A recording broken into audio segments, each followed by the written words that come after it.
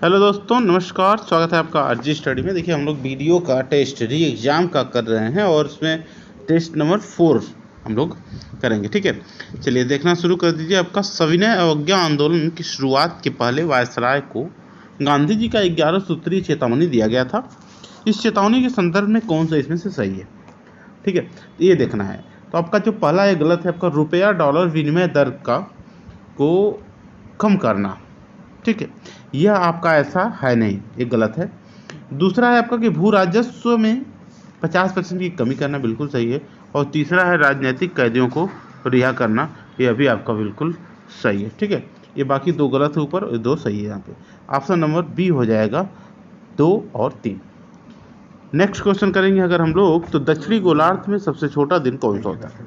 तो दक्षिणी गोलार्ध में सबसे छोटा दिन कौन सा होता है, यहाँ पे ये देखना है। ठीक है, देखिए दक्षिण, अगर हम पहले बता चुके हैं एनसीईआरटी वाले बैच में कि जो यहाँ पे गोलार्ध है, इसके जो ऊपर उत्तरी है, नीचे दक्षिणी है।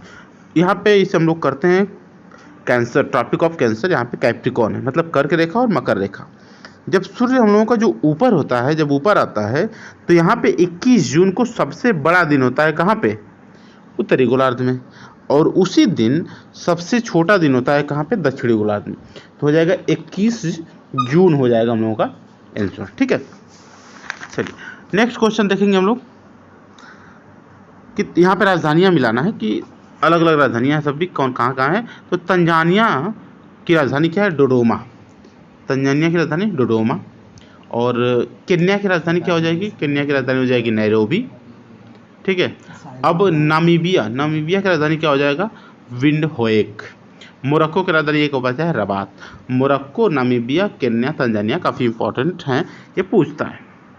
नेक्स्ट है कि निम्नलिखित में से किसे बंगाल के विभाजन 1905 के विरोध में हुए आंदोलन का नेतृत्व किसने किया था? नेतृत्व उस समय, तो वहाँ पे आपका नेतृत्व यहाँ पे हो जाएगा सुरेंद्र नाथ बनर्जी ने, सी.आर. दास ने और रविन्द्रनाथ टैगोर ने, आशुतोष मुखर्जी ने। इनमें से कौन किया था? सुरेंद्र बनर्जी ने किया था। ठीक, एस बनर्जी ने। निब्बस किस मेघ को दर्शाता है? अभी एनसीईआरटी में आगे आएगा, अभी आया नहीं है। ये वर्षा मेघ है, इसको दर्शाता है क्या? निब्बस। आगे आएगा निम्बस। ठीक, ज्योग्राफी जो चल रही है एनसीईआरटी, उसी में आएगा आगे।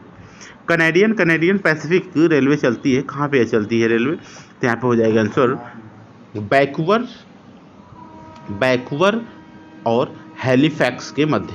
ठीक, चलिए नेक्स्ट है कि अनुसूचित जनजाति के संरक्षण के लिए एक क्षेत्र को अनुमानित क्षेत्र के रूप में घोषणा करने की शक्ति किसके पास होती है? इस चीज़ को बताना है, तो आपको हो जाएगा भारत के राष्ट्रपति के पास।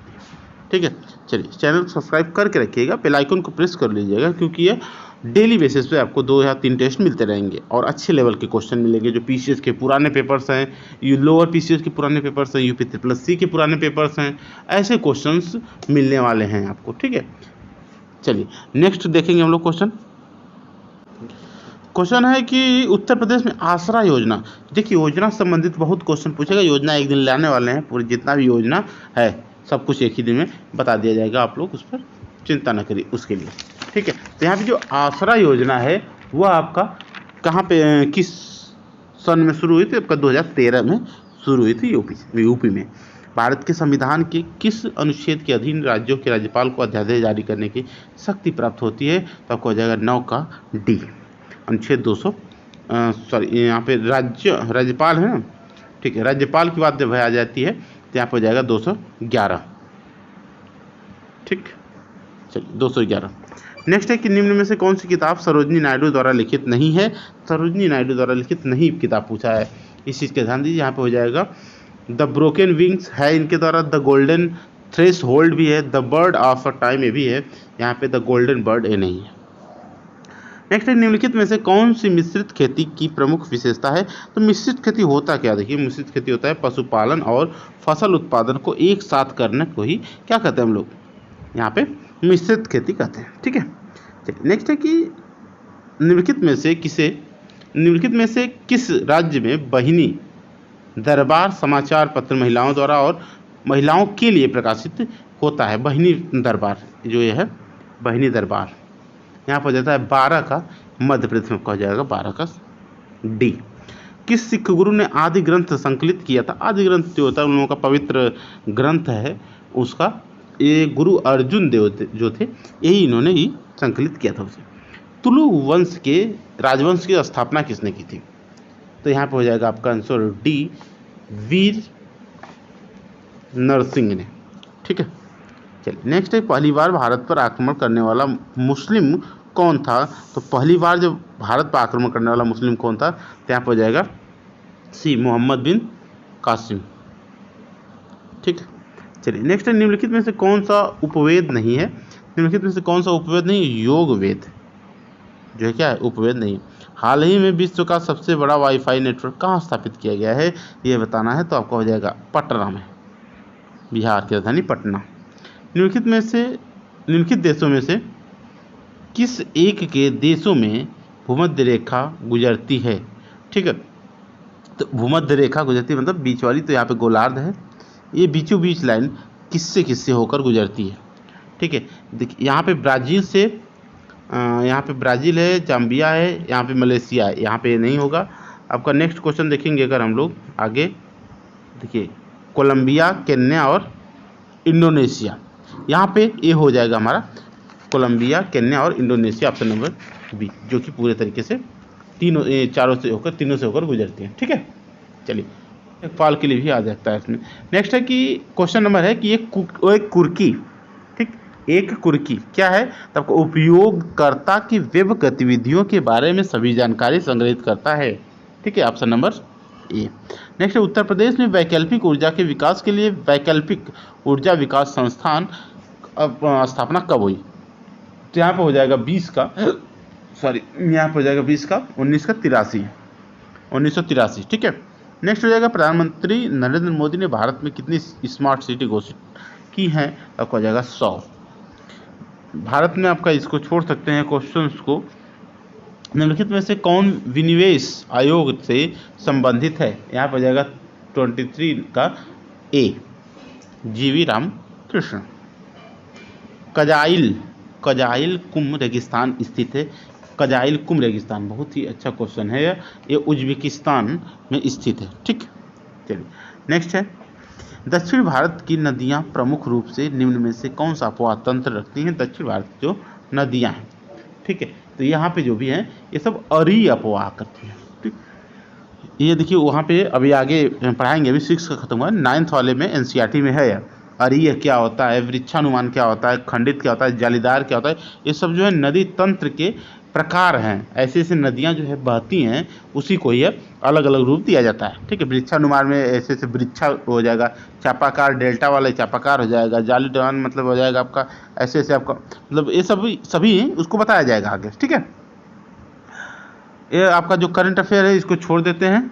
ठीक है, क्योंकि करंट अफेयर आप पूछेगा, ये जो मैं सॉल्व करा रहा हूँ इस समय फिलहाल में ये पेपर है, पीसीएस लोअर पीसीएस का पेपर ये प्रीवियस, ठीक है, इसलिए यहाँ पे पूछा गया है।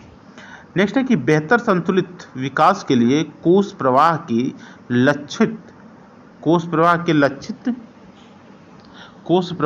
लक्षित किया जाता है, जिससे कुछ राज्यों को विशेष श्रेणी वाले राज्य का दर्जा दिया जाए।